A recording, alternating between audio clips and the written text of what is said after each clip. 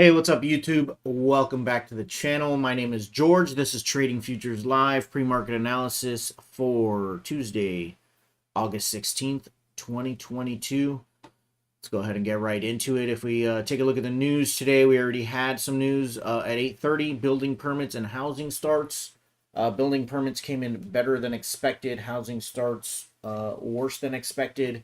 I did look into this a little while ago, though, and did notice that, right, the 1.67 million, though it was lower than expected. If you actually scroll back, 2018, 2019, I mean, 1.3 is pre-pandemic, so we're above pre-pandemic levels. So at first I was like, well, the number's still coming down, right? 1.7 to 1.67, the number's coming down, even though it was better than expected. But the number's still relatively good, I think. And kind of the same thing with the housing starts. The building permits is the more influential number. But the same thing. Pre-pandemic,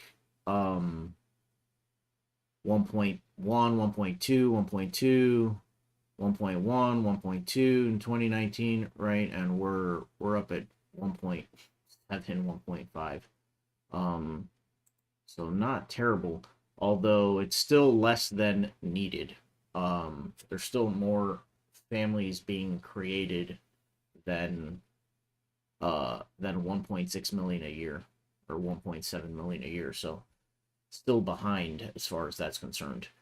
We do have capitalization rate coming out now at 915. It's a leading indicator for inflation. And the higher this number, and 80 is pretty high. I scrolled back as well. And an 80 in 2014, right?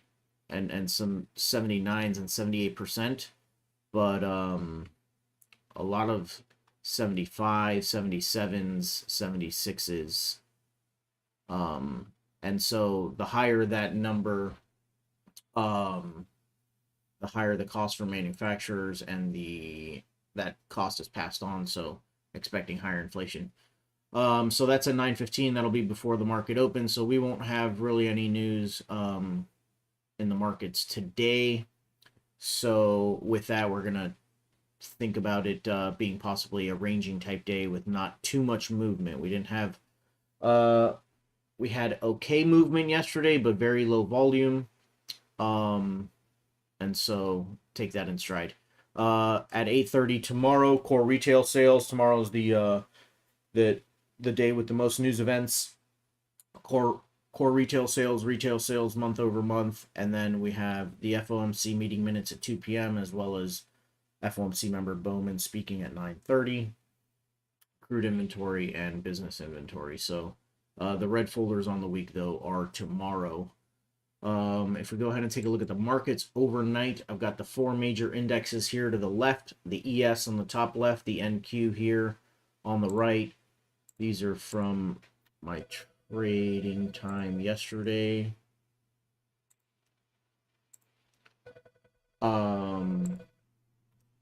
And so these dotted lines are the close of yesterday. So we are below yesterday's close on all four major indexes, the Russell 2000 down here and the YM. So all four major indexes right now are kind of trapped between the 21 EMA and the and yesterday's close.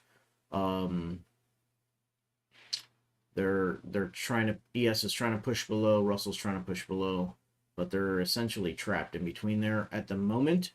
We've got the dollar is above yesterday's close, continuing to push up. We are in a pullback right now on it, but spent most of the European session, the London session, going up, and has now been retracing that in the U.S. session since 8 a.m.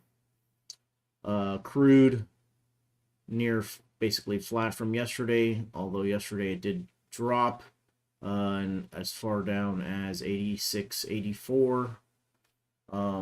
trying to hold below 90. So we'll see if today crude can hold below 90. And gold holding below 1800. With the markets down, the VIX opened up but has pulled back. Or sorry, well, it opened up slightly, but sitting basically near flat. We're only up about a quarter, or sorry, down about a 0.25% in these markets right now.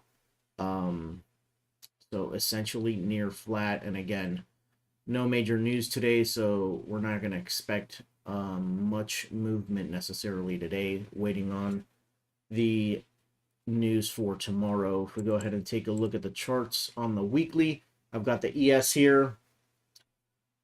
Technically, I'm still bearish on this time frame. Lower highs, lower lows. Still needed to create a higher low to really want to be bullish and be above the trend line here that we're creeping up on.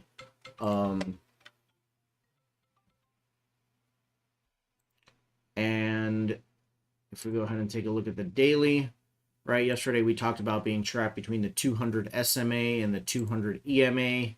We haven't touched it yet, but we came right to these highs yesterday, back from April to early May, late April to early May, and basically stalled right there, and just had a quick pop at the close of business yesterday to basically tap it, and have just been kind of hanging out up there in the overnight session. On this time frame, I am bullish. But we are in some supply right now. So neutral bullish above the SMA though, and above these highs here. I would like to be long. We've got a nice racetrack here to the left. So above this area on this time frame, I am bullish. So right now I would say I'm neutral bullish on the daily. And if we go ahead and take a look at the 30-minute, I have some zones marked out already on the 30-minute here. Basically, we have the overnight low that coincides with this first high and the high from Friday. So that's going to be my initial support. And then I have support here where it took off from yesterday at 11 a.m. And the low of yesterday, the overnight low, and as well as, well, I think we opened here. So the overnight low from yesterday as well, and then a few zones from Thursday all the way back to these lows on Wednesday. And so quite a bit of support down here, and pretty decent support. This is where it took off from yesterday. This is a nice support and resistance level right here. It was resistance, is now become support. So gonna kind of use that as a bull bear zone. And then to the upside resistance, I've got the overnight highs essentially, and yesterday's highs as my initial resistance. This very bright line, dash line here, is the high from this range here. So it is marking off the very high of these this triple top up here that I just want to be very aware of today. And so above that, and like I said, above this SMA, which right now is sitting at a 412 or 43.1250, I'd be looking to get long with a nice clean break above. But any weakness and holding below here, I'm going to be looking to get short. So if we go ahead and take a look, if we get long, I do have some supply up here, but I want to see a nice clean break of this dash line, and really of that SMA as well, to really try and get long. If we maybe get a weak push, and really I'd like to see this pull back deeper and maybe test this area.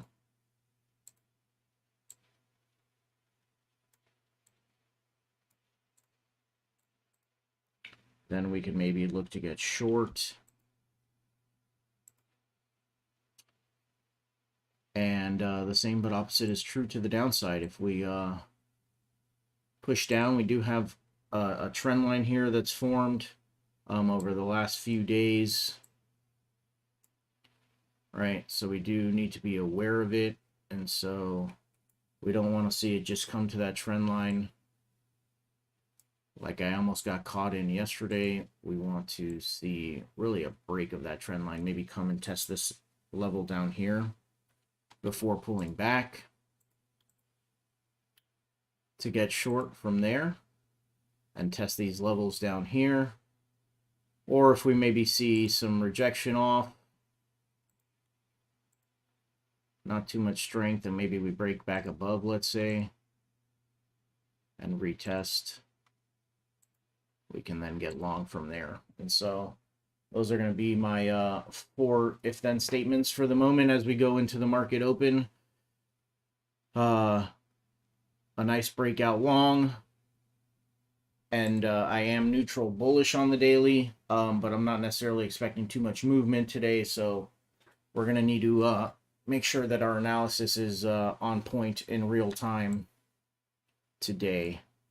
I don't have any major bias on the lower time frame.